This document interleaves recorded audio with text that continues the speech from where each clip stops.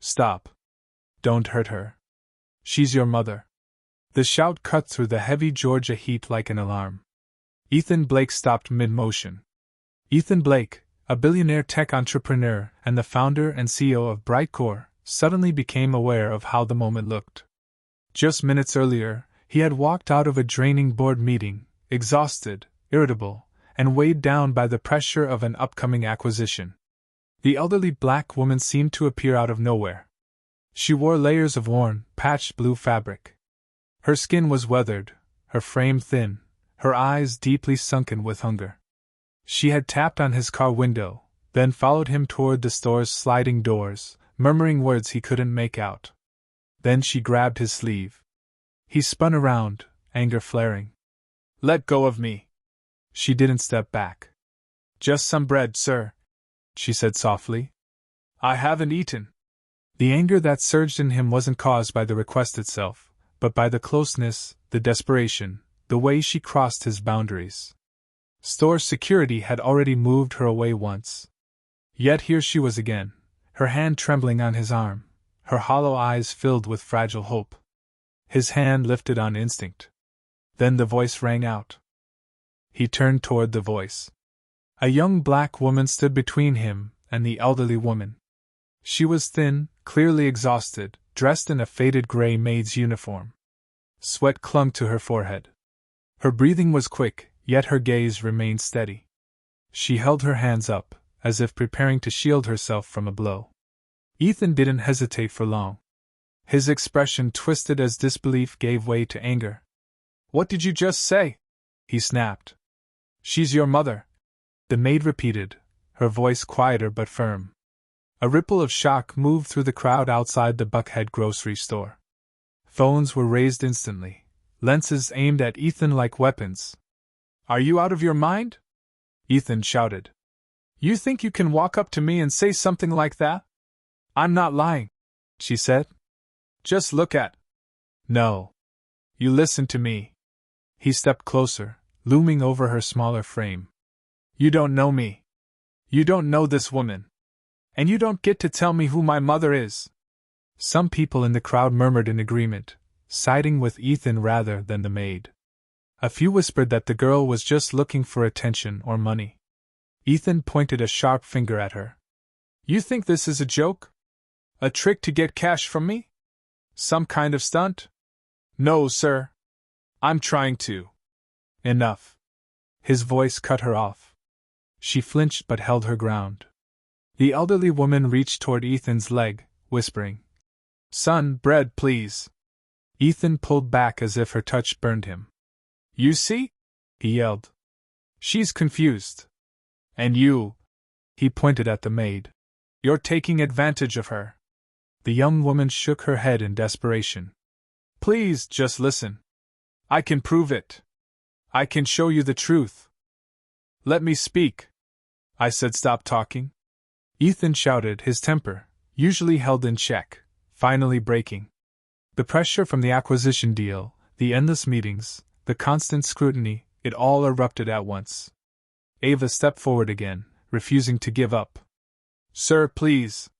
Let me show you." Ethan reacted without thinking. The sharp sound rang out across the parking lot. Ava's head snapped to the side. Red spread across her cheek as she stumbled backward, barely staying on her feet. The crowd reacted instantly. Someone gasped. A woman screamed. A man muttered a curse. Still, a few people turned on Ava. "That's what happens when you lie." She shoved him first. "Always pretending to be the victim." Ava raised her hand to her face. Blood appeared at the corner of her mouth. Shock flickered in her eyes, but her focus didn't fade. "Please," she said quietly, her voice rough but controlled. "Just look at her wrist." "Enough!" Ethan bellowed. "Security! Get them away from me!" Two guards hurried over, tense and uncertain. Confronting Ethan Blake was never simple. Yet striking a woman in full view of cameras wasn't something they could ignore either. Ava pointed toward the frail elderly woman.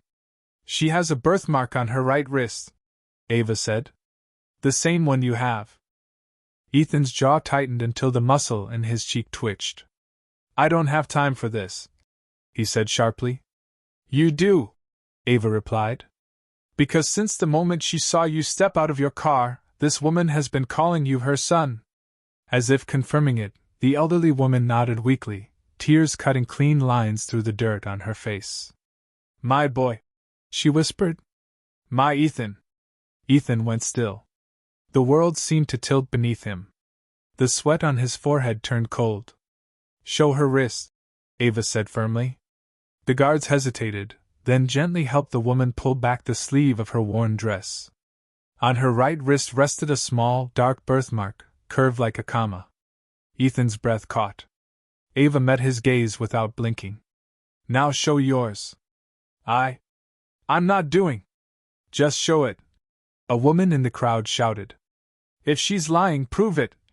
Another voice called out. Surrounded by hundreds of watching eyes, Ethan slowly raised his hand. His fingers trembled as he rolled back his cuff. A wave of gasps spread through the crowd. There it was. The same mark. Identical in shape and place. Ethan's mouth opened, but no sound came out. Ava stepped closer, her bruised cheek aching, her voice soft and steady. I told you she's not. Your mother is confused. Someone muttered. The elderly woman reached for him again. This time, Ethan didn't pull away. Her trembling hand rose to his face, gently cupping his cheek. My son, she whispered. I searched for you in every sunrise, in every crowd. Ethan's lips shook. His knees gave out, and he dropped onto the scorching pavement, one hand pressed to his chest as if his heart were breaking, or beginning again.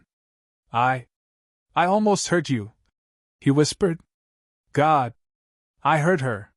He looked at Ava, guilt crashing over him like a wave. Ava winced but shook her head. Right now, she needs help. That's all that matters. Suddenly, the old woman's body went limp. She's fainting, Ava said, catching her. We need to move. Ethan reacted instantly. Get the car. No, he shouted to his driver. Security pushed the crowd aside as Ethan lifted the fragile woman into his arms. Faces around them were frozen in shock, conflicted, uneasy, ashamed. Ava followed, one hand still pressed to her injured cheek. She limped slightly but didn't stop. Just before Ethan climbed into the SUV, he turned back to her. You're coming with us, he said. There was no anger in his voice now. No disbelief. Only something closer to fear. Fear of what he didn't understand, and fear of what he had nearly destroyed. Ava nodded. The doors closed with a heavy thud. The SUV sped away, carrying a billionaire, a bruised maid, and the mother he thought he'd buried 15 years ago. Their lives, bound by one moment of truth and violence, had just crossed a line none of them could ever return from. If this story moved you, like the video and drop a comment telling us where you're watching from. Who knows? Someone near you might be watching too. The interior of the SUV was cool and silent. His mother lay limp in his arms, her shallow breaths barely lifting her chest. Her skin, paper thin and worn, seemed almost translucent under the filtered light from the tinted windows. Ava sat across from him, clutching the side panel with one hand, the other holding a napkin against her bleeding lip. Her face was bruised. Her gaze was unreadable. Ethan tried not to look at her. He couldn't. Every time he did, he saw his hand, his fury, his failure. Hospital? The driver called from the front. Yes. Nearest trauma unit, Ethan replied hoarsely. The SUV surged forward. Ethan looked down at the old woman, at the woman he had nearly struck, the woman he'd called a liar.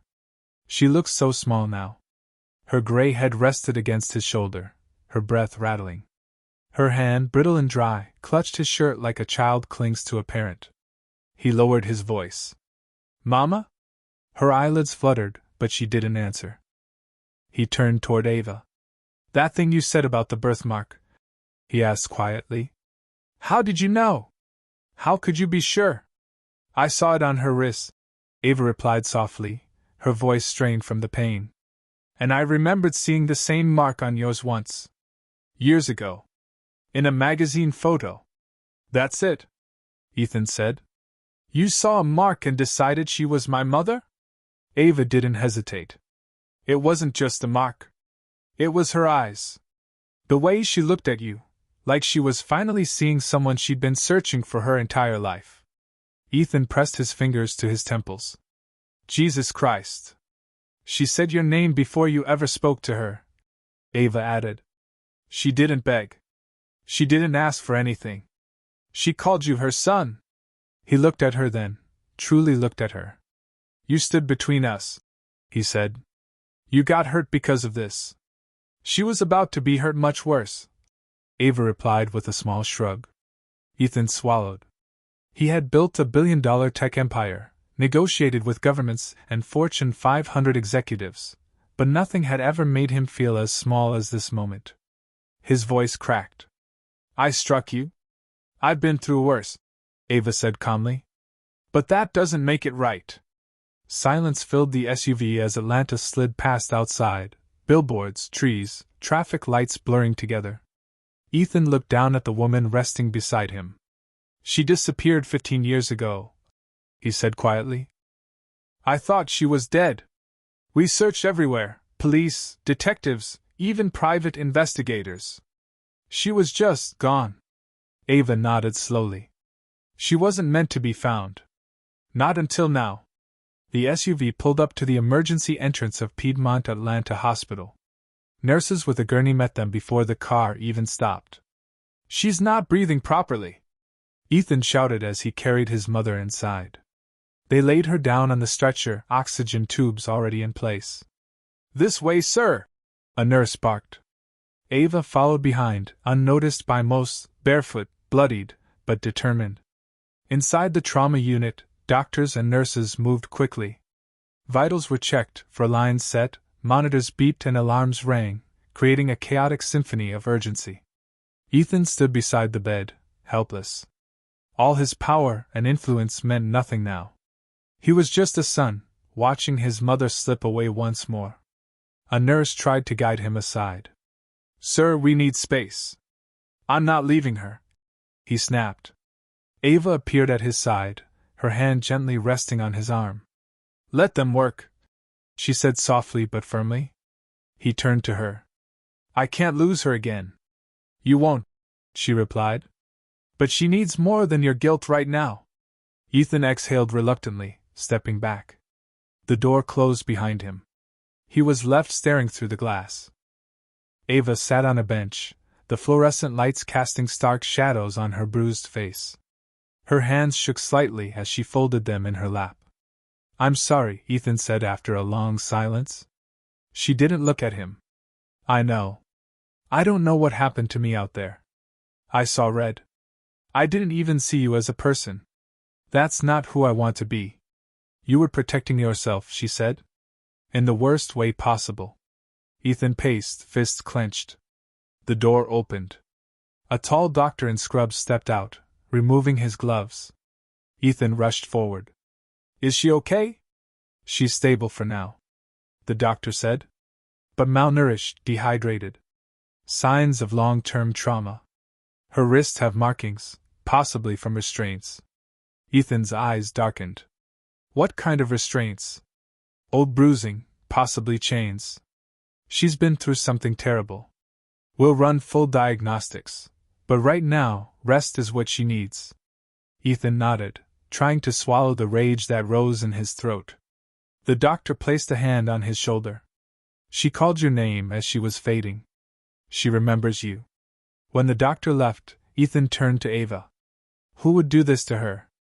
Eva's gaze met his. Someone who didn't want her found. His fists clenched. His jaw tightened.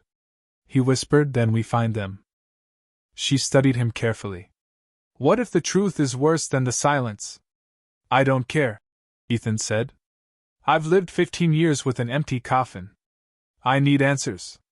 At that moment, a nurse emerged, holding a small cloth bundle. Mr. Blake? She asked. Ethan stepped forward. This was inside her dress pocket, she explained, unwrapping the bundle. Inside lay a single rusted chain link, small, but unmistakably part of a shackle. Ethan stared at it, expressionless. She kept it, Ava whispered. All this time. As proof. Ethan nodded slowly. Then whoever did this is still out there. Watching. Ava met his gaze. And they'll know you found her. He looked down at the chain, then back toward the room where his mother lay. This isn't over, he said. His voice was low, steady, and chillingly clear. The automatic doors hissed open as Ethan and Ava stepped back into the trauma ward. The sharp scent of antiseptic hit them like a cold wall. Nurses moved quickly around Mama Ruth's bed, adjusting tubes, checking monitors, calling out numbers Ethan couldn't follow. He stood rigid, every muscle tense, terrified that if he blinked, she might disappear again, just as she had 15 years ago. The monitor beeped in slow, uneven intervals, each tone stabbing at his chest. Inside the room, a nurse gently lifted Mama Ruth's fragile wrist to place an identification band. Ava leaned closer, noticing the slight tremor in the nurse's hand as she examined the faint rings of bruising around the bone. She must have been restrained, the nurse murmured softly.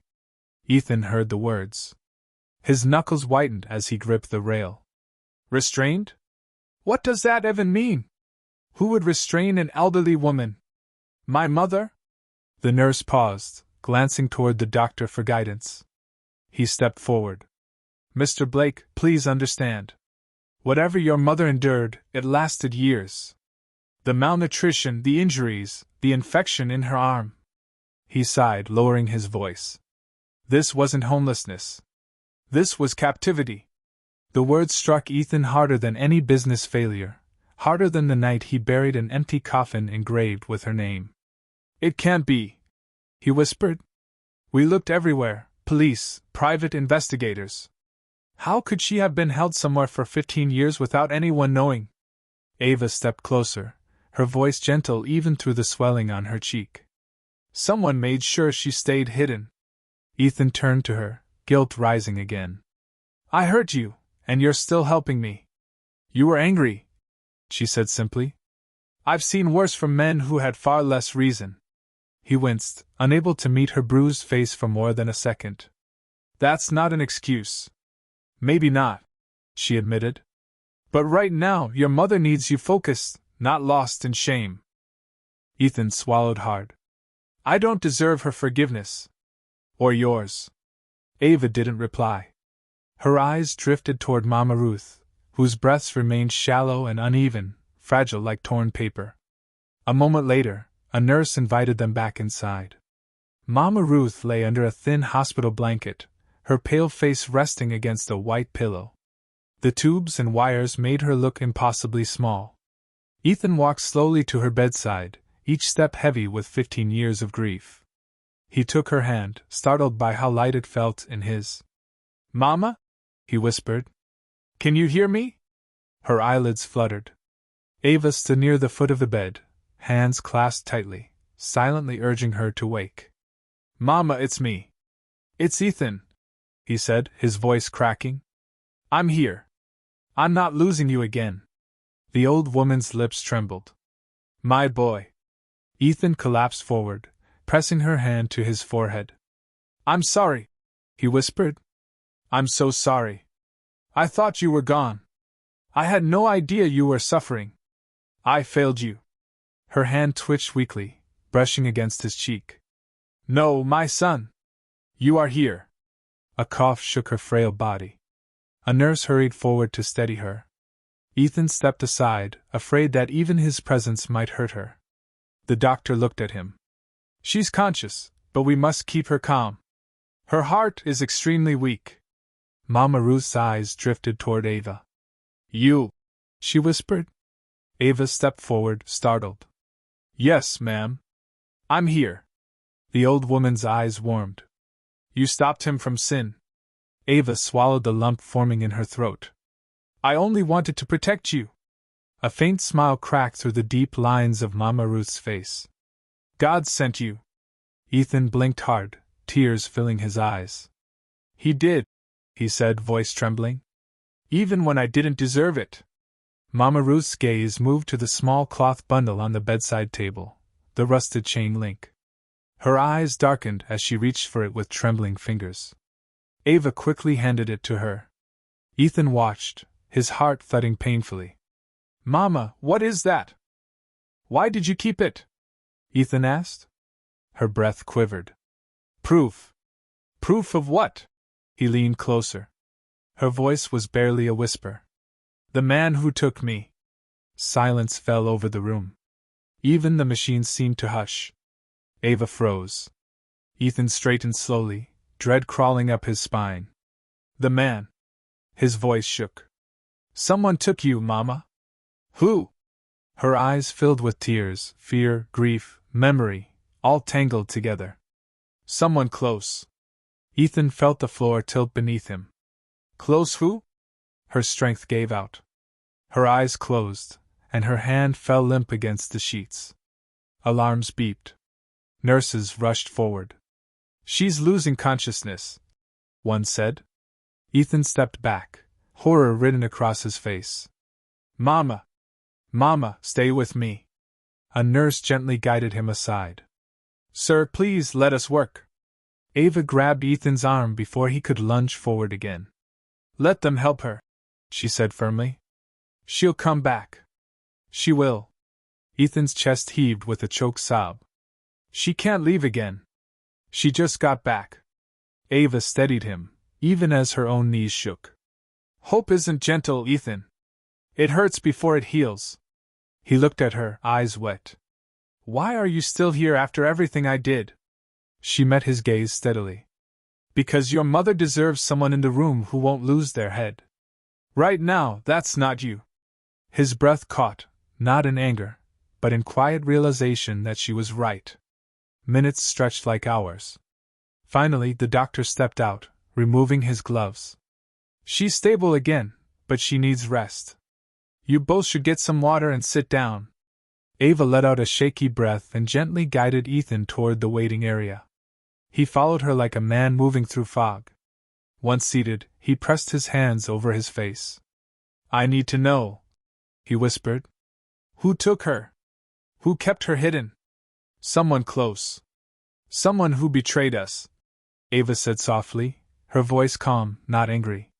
She glanced at the bruising on her own cheek beginning to darken. "We'll find out. But with truth." He looked at her, and for the first time truly understood this girl. Bleeding, exhausted, half his size, she had more strength in her steady gaze than he had in all his wealth. "Thank you," he said quietly. Ava lowered her eyes. "We're not done yet." Her voice was soft, but it carried the weight of a promise. Night settled over the hospital like a heavy blanket, dimming the hallways into long stretches of muted gold and shadow. The bustle of the trauma unit had softened into a low hum, machines beeping steadily, rubber saws whispering across wax floors, distant conversations slipping through partially open doors. Yet for Ethan Blake, the world had narrowed to a tunnel, the glass window between him and the room where his mother fought for breath. He stood motionless, forehead nearly touching the glass, hands pressed against it as if to hold himself upright. Exhaustion weighed on him, not the kind born from board meetings or billion-dollar negotiations, but a deeper fatigue, made of fear, guilt, and 15 stolen years. Behind him, Ava slipped quietly into the waiting area with 2 paper cups of lukewarm hospital coffee. Her lip was split, her cheek swollen, but she moved with determined steadiness. "You should drink something," she said softly. He didn't turn. "I'm fine." "You're not. People who are fine don't shake like that." He glanced down. His hands were trembling. Ava stepped beside him, offering the coffee. He hesitated, then took it, though it barely touched his lips. The room beyond the glass was calmer now. Nurses had dimmed the lights around Mama Ruth, letting her rest. She lay on her side, an oxygen line beneath her nose, her chest rising and falling in shallow rhythm. Ethan swallowed hard. "She looks so fragile." Ava nodded. "But she came back from something no one should survive." "Fragile doesn't mean weak." He almost smiled at that. Almost. A long moment passed before he spoke again. "You saved her." "No," Ava said. "I stopped you from hurting her. That's all." That isn't all. His voice cracked slightly. If you hadn't stepped in, if you hadn't insisted. I insisted because I saw something, she said. Not just the birthmark. Her face. Yours. There was a story there, waiting for someone to say it out loud. These? Ethan asked. Well, Ava replied, her gaze steady. He looked at her bruised cheek, guilt washing over him. And I hit you for it. She shrugged.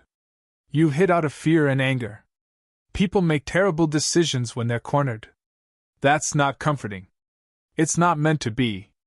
It's just the truth. He let out a slow breath, something between a sigh and acceptance, then looked back into the room. I don't understand how she survived, he murmured. If she was taken, if she was hurt. She held on because she believed she'd see you again, Ava said quietly. Some people live on hope longer than they can live on food. He turned fully toward her. How do you know things like that? Pain teaches, she replied simply. Just then, the door at the far end of the hall clicked open. A janitor entered, an older black man with gray in his beard, wearing a dark green maintenance uniform. He moved with the weary familiarity of someone who had seen too many tragedies unfold inside hospital walls. He carried a mop bucket, pushing it slowly across the floor until he reached Ethan and Ava. He paused, eyes flicking toward the window behind them, the room where Mama Ruth slept. You're her boy, aren't you? He said quietly.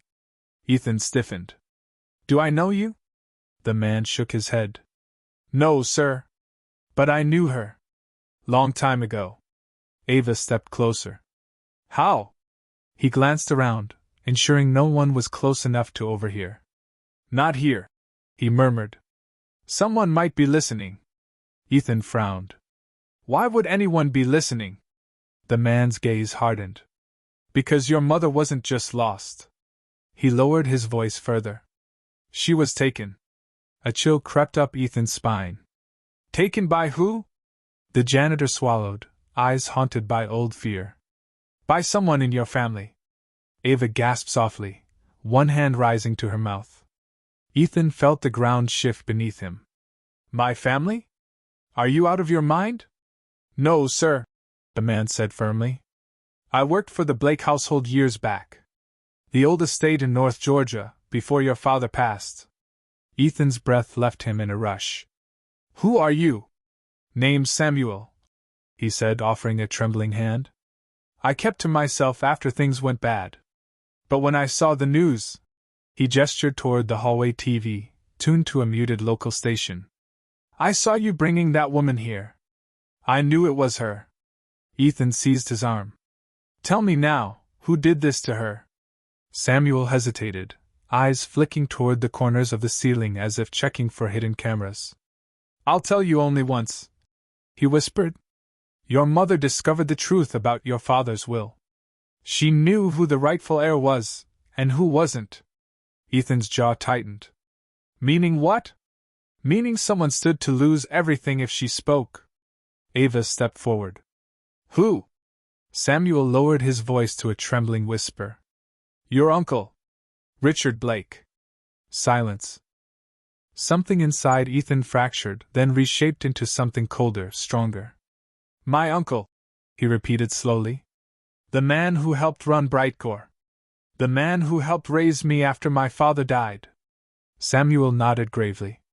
He was afraid your mother would expose him. So he had her removed. Ethan staggered back as if struck. Ava reached for him. Ethan. But his world was spinning. The empty coffin. The years of searching. The inheritance disputes he had never questioned. The rusted chain, the bruises, the whispered words, someone close. Everything locked into place with horrifying clarity. How long have you known? Ethan whispered. Since the day she vanished, Samuel replied. But your uncle paid people to stay silent. Some were too afraid to speak. Others took the money and walked away. Ethan clenched his fists until his nails bit into his palms. Then why talk now? Samuel looked at Ava, then toward Mama Ruth's door. Because she lived, he said softly. Because she found her way back. And because the truth doesn't stay buried forever, Ava added quietly. Justice may not be quick, but it's patient. When Ethan spoke again, his voice was barely recognizable. I'll make him pay. Ava caught his arm. No. You'll find the truth first. Then justice. In that order. He stared at her, her bruised, swollen face, her steady eyes, and something inside him settled, if only slightly. Samuel leaned closer. Be careful, Mr. Blake. Your uncle is powerful. Well connected. If he learns your mother survived. He hesitated. He won't hesitate to finish what he started. The warning sank deep into Ethan's bones. She isn't dying again, Ethan said quietly. Not this time. Not on his terms. Ava nodded, her voice calm but unshakable. Then we stand together. And we start with what she tried to tell you before she lost consciousness. Ethan looked at her sharply. What? Ava repeated the word Mama Ruth had whispered earlier, the one that lingered like prophecy. Beware. Ethan turned toward the glass, toward the fragile figure resting in the dim hospital room, and understood. The truth was no longer just a mystery. It was a threat. And it was coming. The early hours of morning slipped into the hospital like a thief, quiet, gentle, relentless. Pale pink light filtered through the windows, brushing against sterile tile floors and the sleeping shapes in the waiting area. The coffee had gone cold. Machines hummed softly, a background rhythm of worry and exhaustion. Ethan sat in a vinyl chair outside his mother's room, head buried in his hands. Samuel's words looped endlessly in his mind. Your uncle. He had her removed. The betrayal deepened with every breath. He had trusted Richard, grown up under his guidance, brought him into boardrooms, family dinners, every corner of his life. All the while, the truth had been hidden behind glass. Mama Ruth stirred. Ethan looked up instantly, his heart jumping. A nurse inside the room noticed the movement as well. She leaned closer, checked the monitors, then gently adjusted the oxygen line beneath Mama Ruth's nose. She's waking up, the nurse said softly, stepping toward the door. You may come in, one at a time, please. Ethan stood at once. Ava rose too, but then paused. Go, she said quietly. She needs to see you first. He hesitated only a moment before nodding gratefully and stepping into the dim, humming room. Mama Ruth's eyes opened slowly. A cloudy haze dulled the whites, but her gaze sharpened when it found Ethan's face. Ethan? She whispered, her voice thin as paper. Mama. He moved to her side and dropped to one knee. You're awake. A faint smile touched her lips. I dreamed my boy had grown into a man.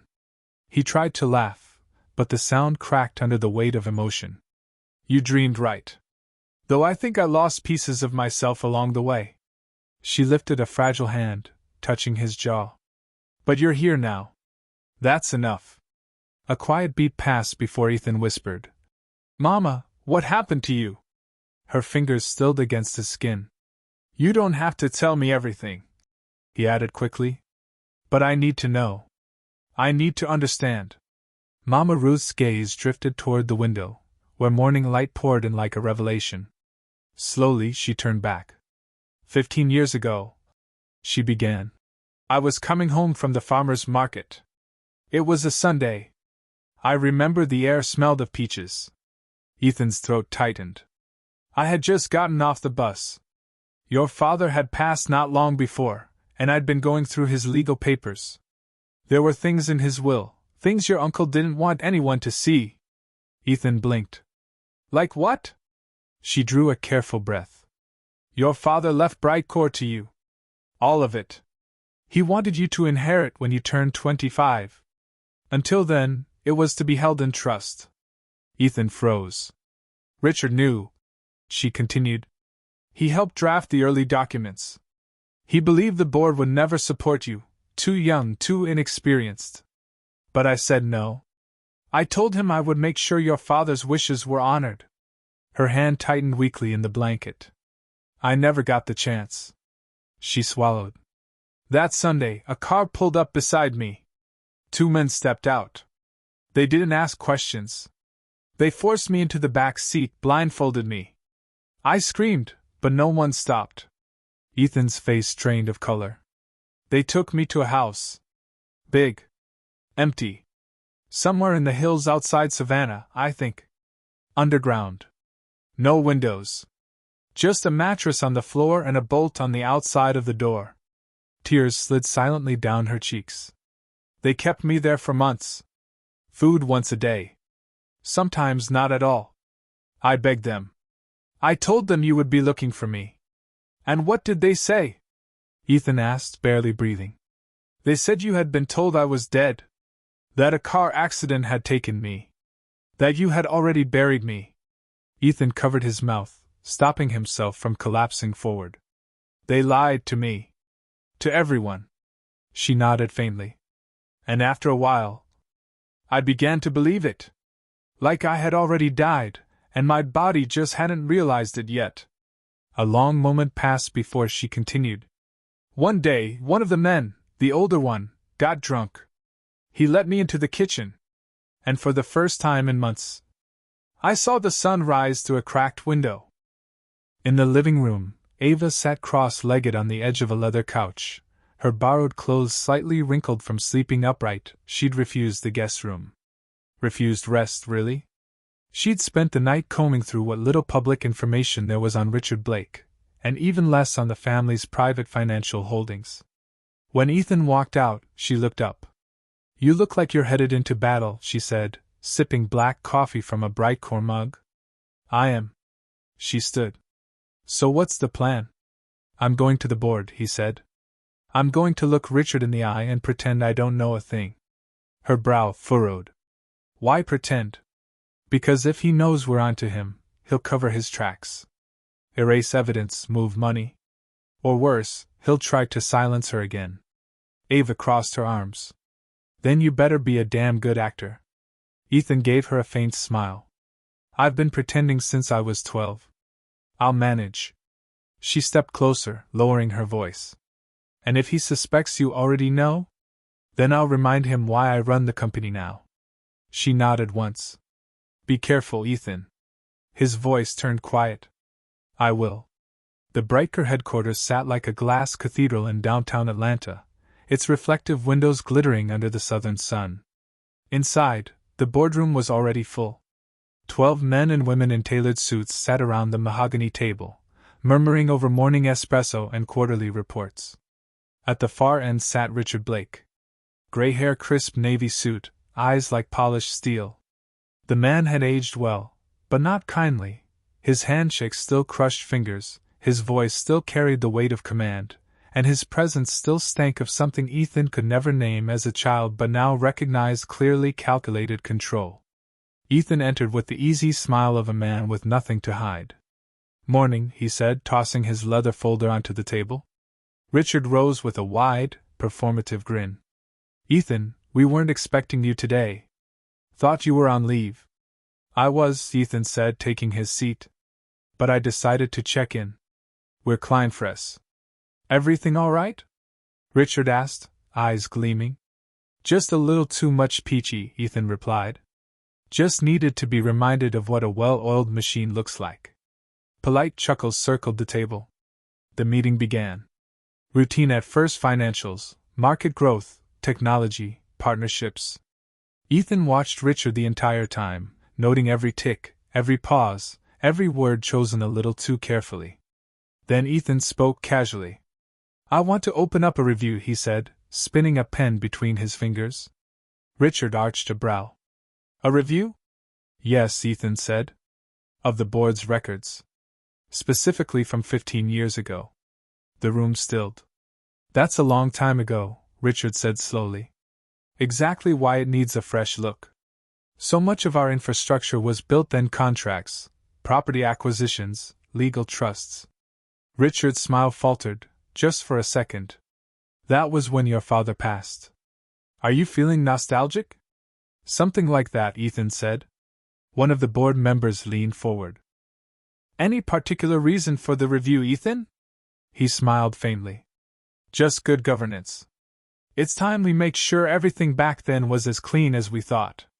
Richard spoke again, his tone sharper now. We already went through audits during the transition. I know, Ethan replied coolly. But this time, I'll personally lead the review. No external firm. I want eyes on every file, especially those involving family-held assets. The smiles vanished. The room hummed with quiet tension. Richard leaned back, folding his hands. I trust you know what you're doing.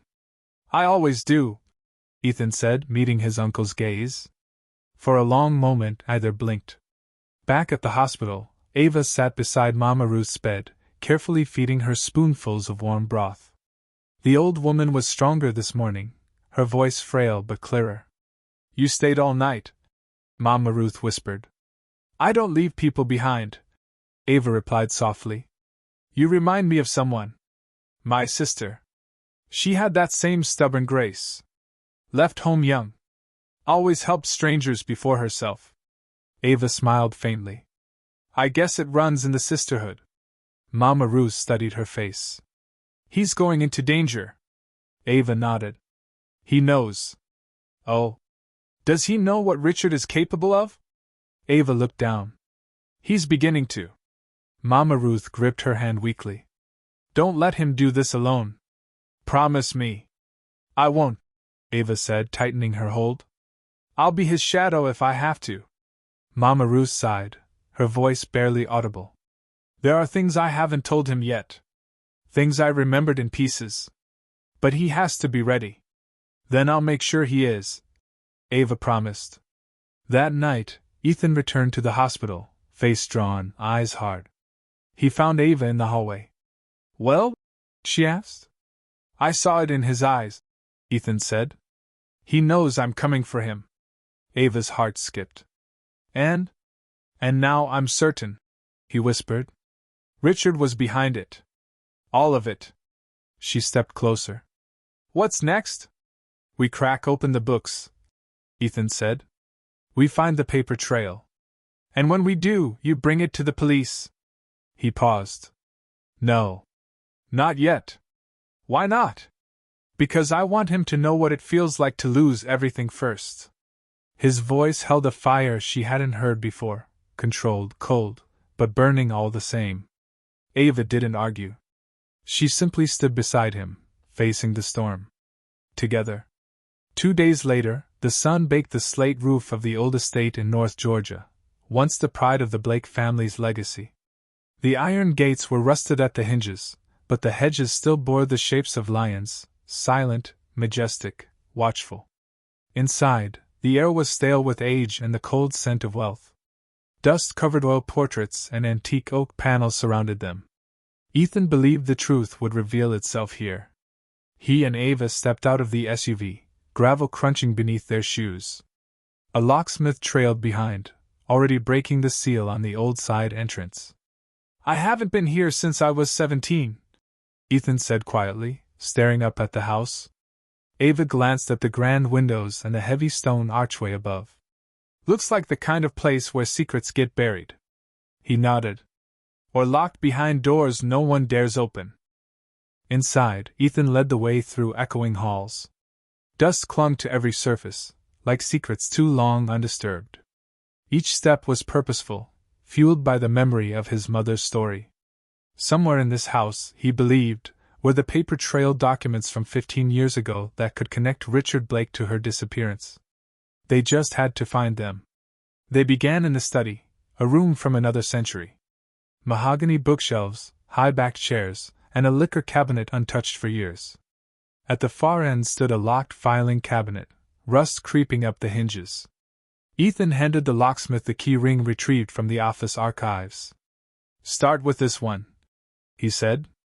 Ava wandered to the desk, brushing dust from the surface.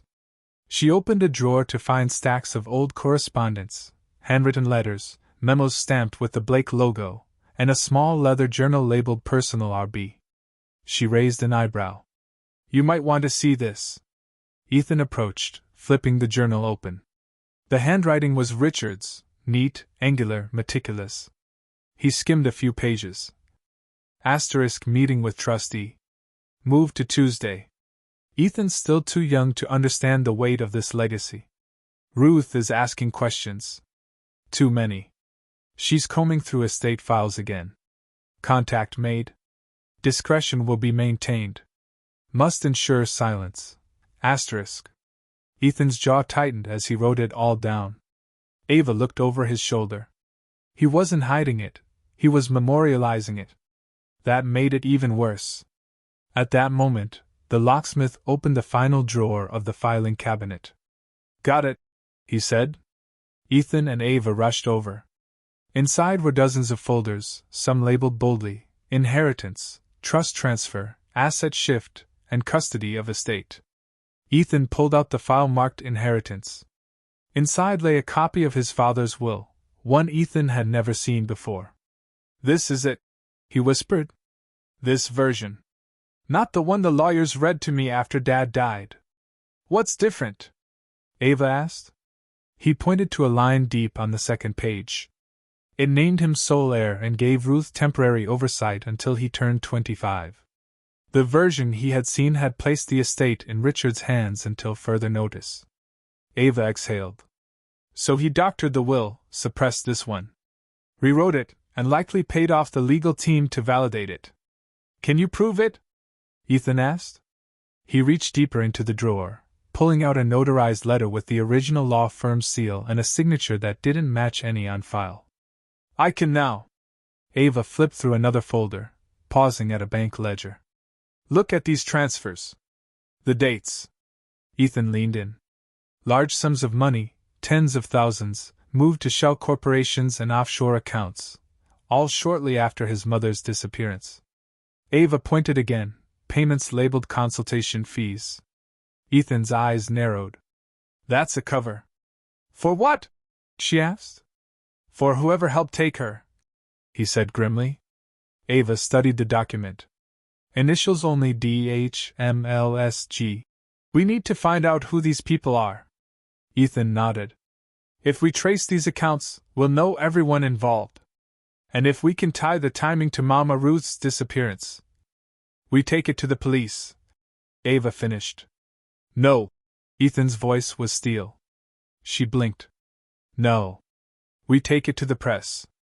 To the world. They buried her alive, he said. Left her to rot. I won't let them disappear into silence. I want everyone to know what kind of man Richard Blake really is. Ava studied him. That kind of exposure comes with danger. I'm not afraid anymore, he said. She nodded. Then we do it together. Back in Atlanta, Richard Blake sipped bourbon in the penthouse suite of a downtown hotel, staring at the city he helped build, unaware of what had just been found. A phone rang. He answered. Yes? A thin voice crackled through the line. There's activity at the North Georgia estate. Ethan's team opened the study. Richard didn't respond immediately, then coldly ordered, whatever's left, find out who's helping him. He ended the call. For a moment, his reflection stared back, older but still powerful. He smirked. Let the boy dig, he muttered. Let's see if he knows what to do with what he finds. It is, friend. That night, Ethan and Ava sat in his office, documents spread across the desk, computers buzzing.